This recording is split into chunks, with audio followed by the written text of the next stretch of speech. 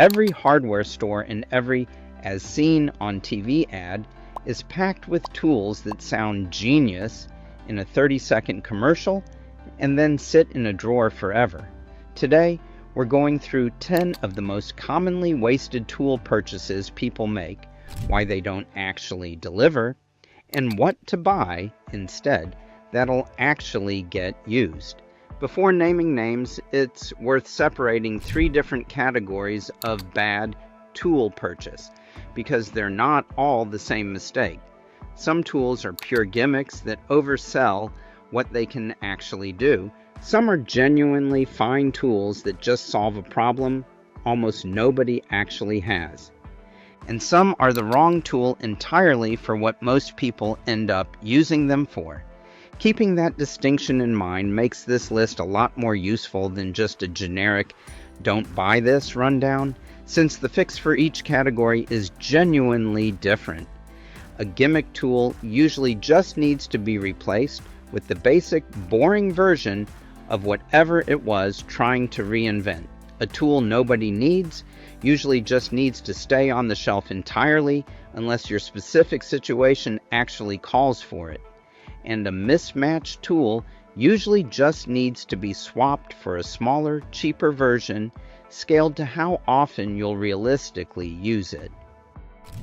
Starting with the gimmick category, single-purpose kitchen and garage gadgets that claim to do one hyper-specific job: an avocado tool with 6 different functions, a specialty wrench that claims to fit every possible nut and bolt size automatically, or a as seen on TV universal tool that promises to replace an entire toolbox.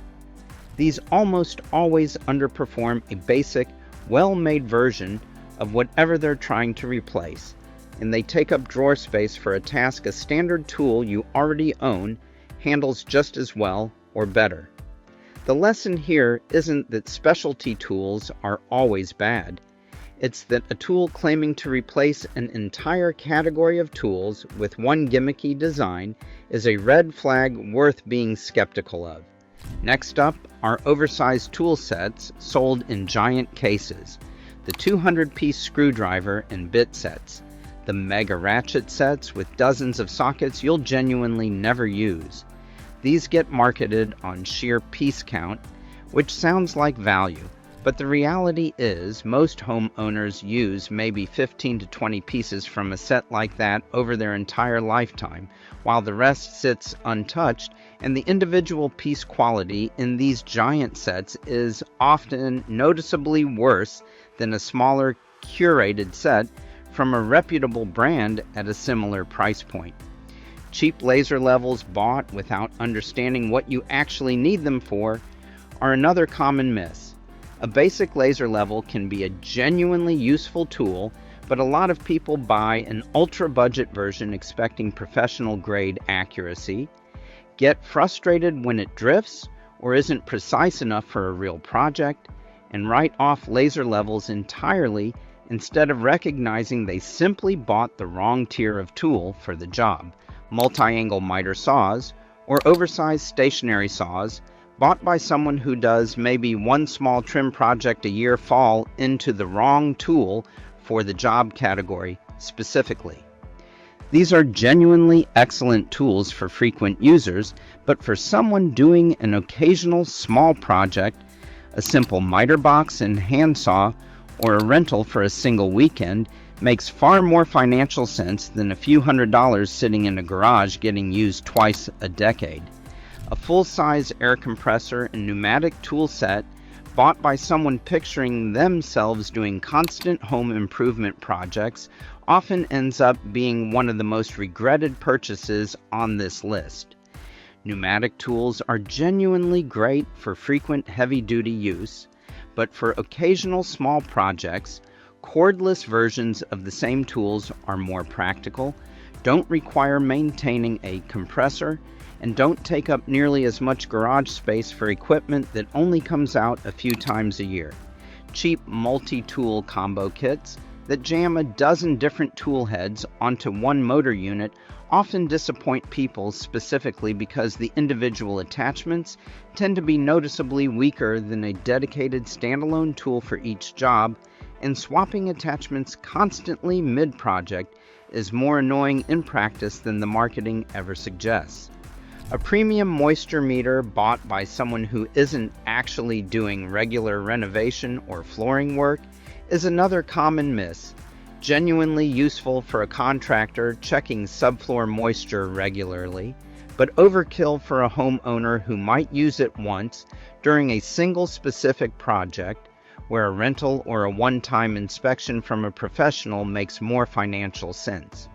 A stud finder bundled with a dozen extra sensing features, wire detection, plumbing detection, and so on, sold at a steep premium over a basic model, often doesn't perform meaningfully better in practice than a simple, well-reviewed basic stud finder, according to independent reviews, while costing considerably more for features most homeowners will rarely, if ever, actually use. An expensive heavy-duty pressure washer bought for occasional driveway or deck cleaning is another classic overkill purchase.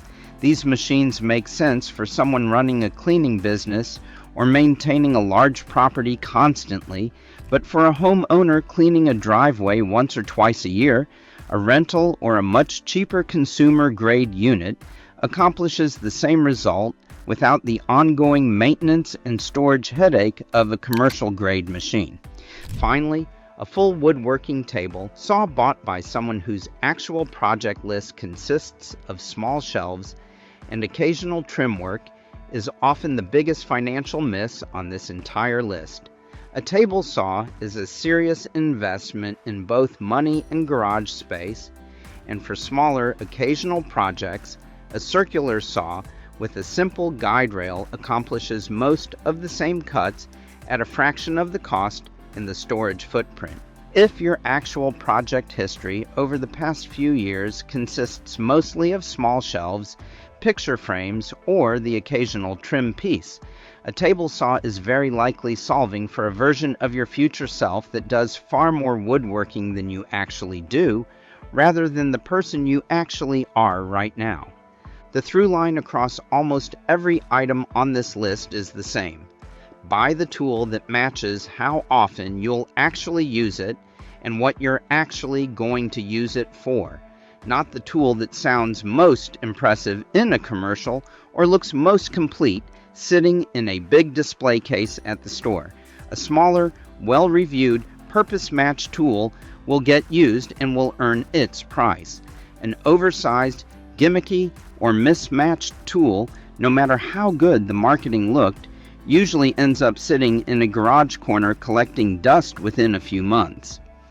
If you're ever unsure which category a purchase falls into before you buy it, ask yourself honestly how many times you've actually needed this specific tool over the past year or two, rather than how many times you can imagine needing it in some hypothetical future project.